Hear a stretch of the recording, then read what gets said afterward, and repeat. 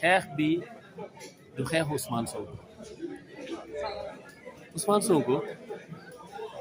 li mu daj ci juróomi at yi mujj li Ousmane Sonko daj c'est que pour ñu bañoon ñu àgg fii la malheureusement ou heureusement àgg nañ foo xamante ni tey ji sénégalais yi seen jëmmi bopp ñoom ñoo waxal seen bopp que ni Ousmane Sonko am na dëgg donc juróomi atu yàlla mu nekk ci réew mi di wax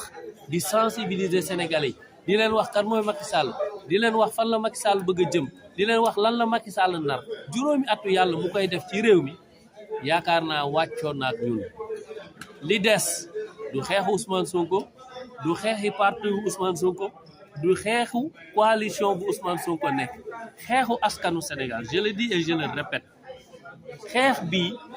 buñ ciy toog di xaar naan leader tel na wax leader tel na jub leader tel na def lii déedéet dañuy juum na ku nekk xool ci sa bopp ndax lii Macky Sall def ànd nga ci wala àndoo ci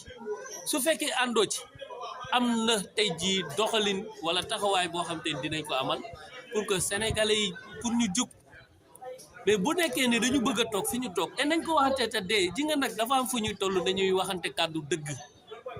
bëgg nit ñi dañu votel wala nit ñi duñu neex ñuy neex nit ñi du tax itam suñ leen war a tenir yenn discours yi dañ leen koy tenir nañu bàyyi naan leader tel na jóg leader tel lii leader tel na lu Ousmane Sonko wax déedéet Ousmane Sonko la mu waroon def ci juróomi at ba tey mu jural ko ñu teg ko loxo jaay ko doole tëj ko ay weer méttit bu ne ñu teg ko ci kawam ak njabootam ak ñi mu àndal di def politique lii la doon bañ mu am xëy na bu ñu jugoon ci jamono doon jug taxaw ànd koog ñun ak ña taxawoon xëy na tey su sénégalais yi jugoon wala ñenn ci ñi nga xam ne tey ji comprendre nañ ci li Macky Sall bëgg def ci jamono jooju suñ jugoon xëy na duñu agsi fii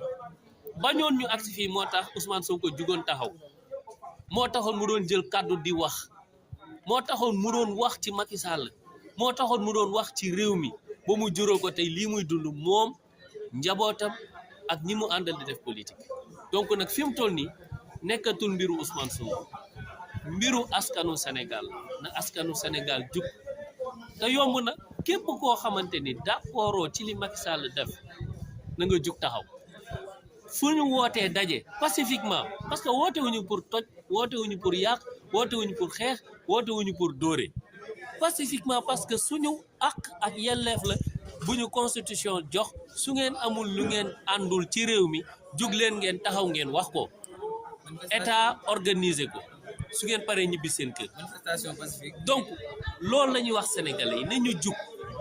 bàyyi di xaar naan na leader tel jug na leader tel wax na leader lii na leader lii na leader lii du xeexu leader yi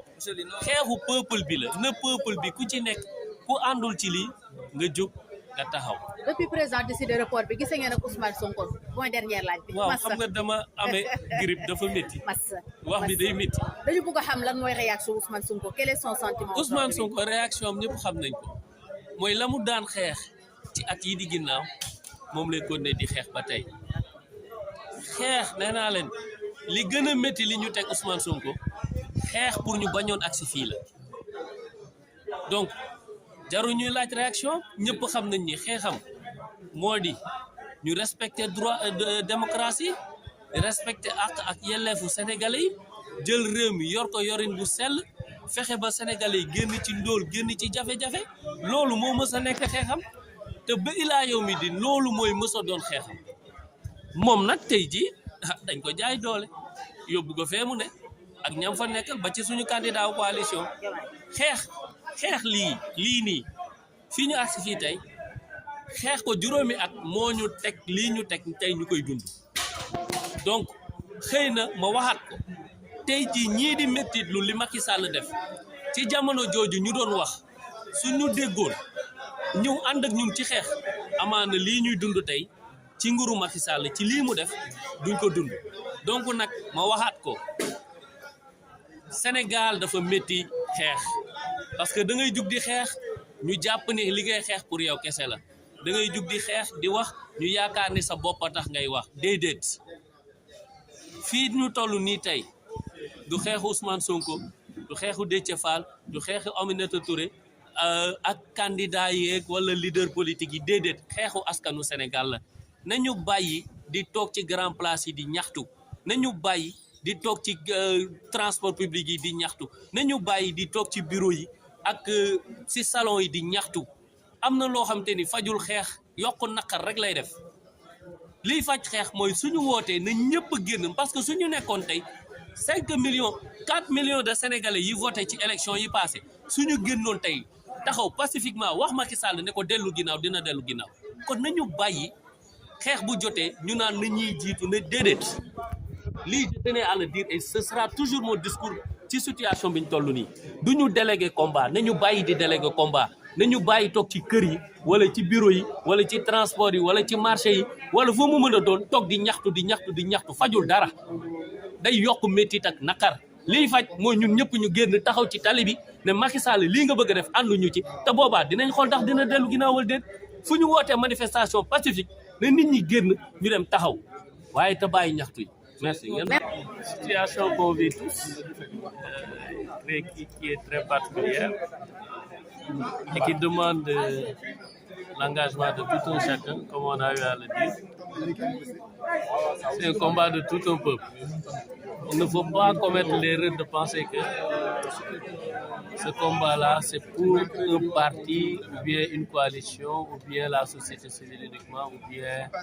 les acteurs non étatiques. C'est un combat de tout un peuple, car comme je le dis depuis lors,